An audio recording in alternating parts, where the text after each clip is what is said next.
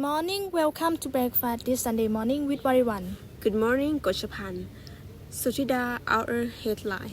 Chaos and panic in Kabul as thousands crowd the airport, desperate to leave Afghanistan.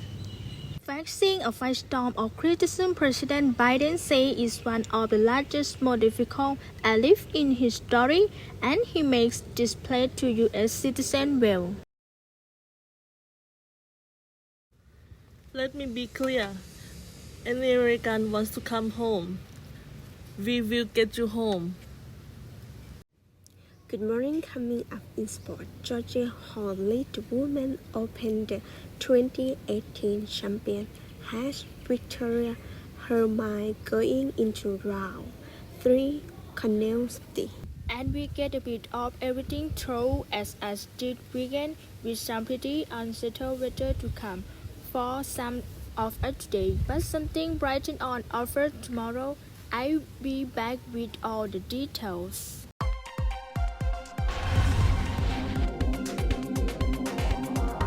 Good morning, Sunday, 21st of August, and our top story this morning is there have been just more scene of chaos at Kabul airport. A crowd gathered in the hope of fleeing Taliban-controlled Afghanistan. At least 2,400 people have been flown back to the UK so far, most of them UK nationals or those who have assigned British abroad in Afghanistan. The government says it's working through the logistics of getting more people to the airport. Our Afghanistan correspondent Suchida has this report from the ground.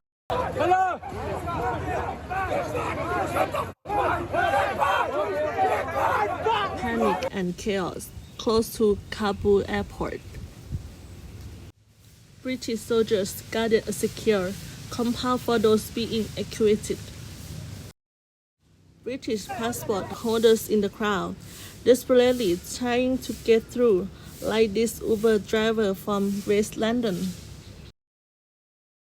Kids, we are waiting. I train. How long have you been here waiting? I came morning, 5 o'clock. To still I'm waiting here. In the last 3 days, I'm trying to go inside. And they won't let you into the hotel? Yeah. Even though the embassy has told you to come here? Yeah, he said. Even more distressing scenes at the main entrance to the compound. British soldiers trying to keep the crowd back. This is the scene of total and utter chaos. Many of the people here don't have any permission to board an evacuation flight, but they're so desperate that they just turn up here anyway. How long have you been here waiting? I came morning 5 o'clock, so still waiting her in the last 3 days. I'm trying to go inside. And they won't let you into the hotel? Yeah. It has told you to come here? Yes. Extremely difficult for those who have been told to come here by the British embassy to get through. Among those trapped by the crowd is former British Army interpreter. His wife gave birth just 2 weeks ago and is deeply worried about the baby. My family, my newborn baby. Most of the people here are in a state of total confusion. They don't know how they can, but just want to leave the country before evacuation flight ends. As the day goes on, some of those who are meant to be here eventually get through, including the family with a young baby. Many others are still struggling, though even more who want to leave but can't will be left behind. AFL nil in Kabul. In the United States, President Biden has admitted that the evacuation of Americans from Afghanistan is not without risk of loss. He was speaking at the White House last night, and Mr. Biden says the military had evacuated 13,000 people so far and hope to get everyone home. Any American who wants to come home, we will get you home. But make no mistake, this evacuation mission is dangerous, involves risks, to our armed force and is being conducted under difficult circumstances. I cannot promise what the final outcome will be or what it will be, that it will be without risk of loss. As Commander-in-Chief, I can assure you that I will mobilize every resource necessary. The past week has been heartbreaking. We've seen gut-wrenching images of panicked people. I think all of sheer desperation. It's completely understandable. They are frightened. They are sad, uncertain what happens next. I don't think any one of us can see these pictures and not feel that pain on a human level. Now we have a mission to complete in Well, Afghanistan. President Biden was adamant that his country's credibility has not been damaged by the events of the last week. Nani Devil, meanwhile, here in the UK, the Prime Minister said he absolutely has confidence in Foreign Secretary Dominic Raab. He come under fire for his headline of the crisis in Afghanistan. President Biden called it this one of the largest and most difficult relief in history, but he vowed to bring not only American homes, but also the Americans who work with them. President Biden says significant progress had been made as far as the evacuation efforts was concerned, but he consists there has been a push during the day yesterday, and it turns out the pause lasted around 7 hours and was caused by the receiving base in Qatar being too full to take in any more evacuees. Meanwhile, the crash at Kabul airport continues, and the U.S.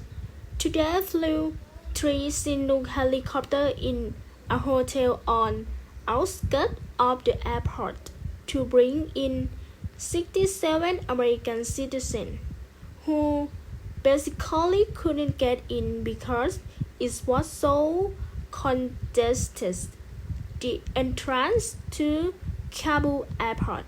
The Taliban, the president insists, is continuing to provide safe passage for Americans through the airport. But today, the U.S. Defense Secretary Sutida confirmed that there were reports that Americans has been beaten in some cases by the Taliban. Whether the president's later remark will elsewhere, his critic remains to be seen. His approval rating is currently at its lowest since he took office.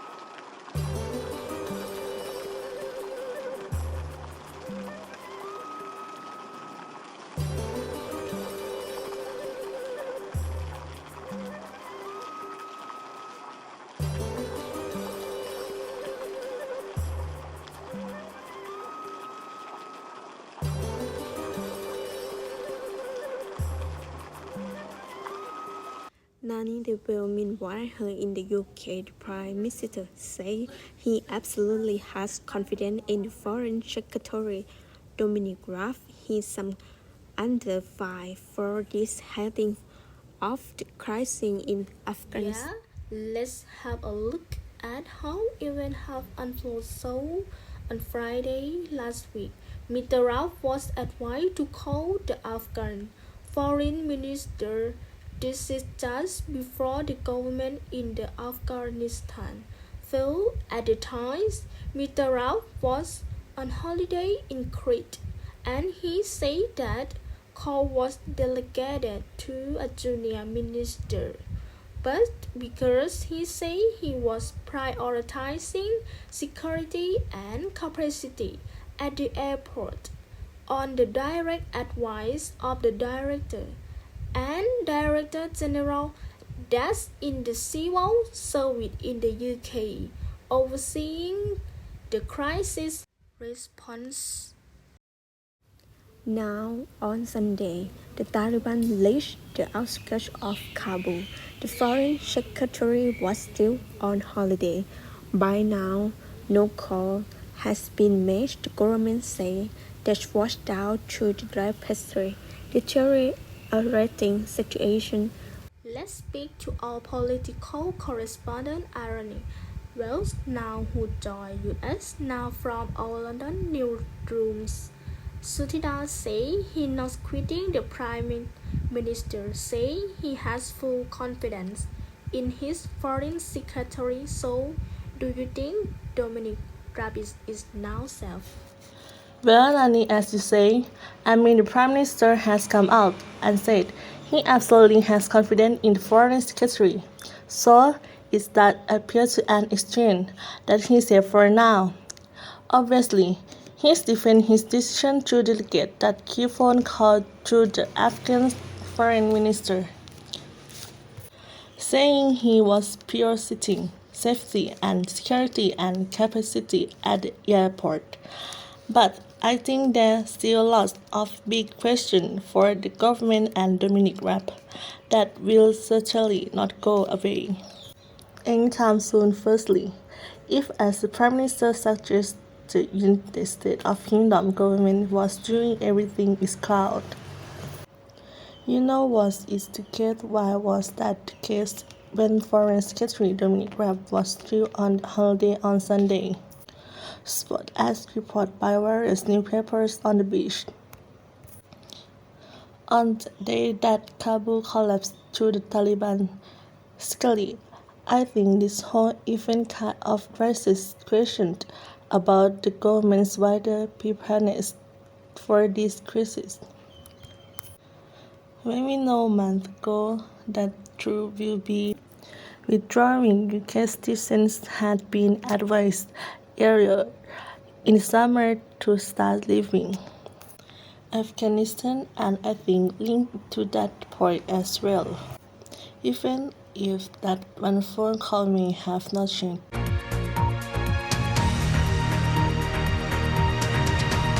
See the headlines as they happen and watch AFL New Live in the app and get the full story with afl.co.uk/news. Follow the story for all the latest with AFL News.